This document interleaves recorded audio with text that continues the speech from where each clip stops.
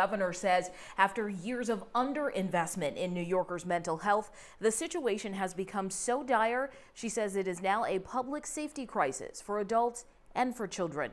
The governor says she's going to spend that $1 billion to ensure that everyone can access mental health support and services.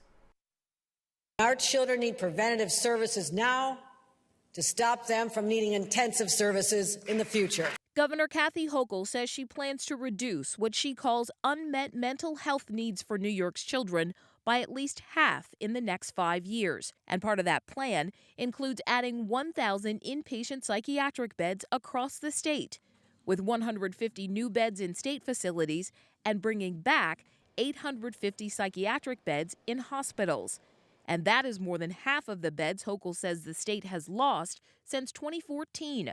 A time when cost-cutting measures included reducing mental health services. That's a huge thing because those are the frontline inpatient beds. Dr. Dennis Doobie, a former executive director of Sagamore Children's Psychiatric Center in Dix Hills, says people should be able to access mental health services in their communities and schools. When patients are far away, they feel more alienated, they feel more isolated, and it's just not feasible for the family support to be what it really has to be. Today, with the governor's announcement to increase mental health services and support, doctors we spoke with say they are looking forward to hearing more details, especially when it comes to who will benefit. What we know about mental health and mental health disorders is they don't discriminate, right? I've been in the room with all levels of socioeconomic status, race, ethnicities, various identities.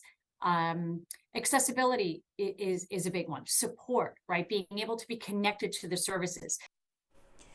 Well, right now, what is going to happen next is we all have to wait for the details about how, when, and where the more than $1 billion investment the governor promised today is going to go.